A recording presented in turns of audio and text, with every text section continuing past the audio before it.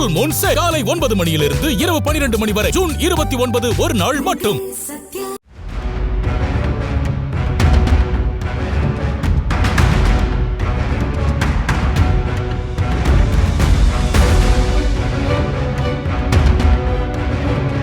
விழுப்புரம் அருகே சாலையோர தடுப்பில் படு பயங்கரமாக மோதிய கார் விபத்தில் ஒரே குடும்பத்தை சேர்ந்த 3 பேர் உயிரிழந்தனர்.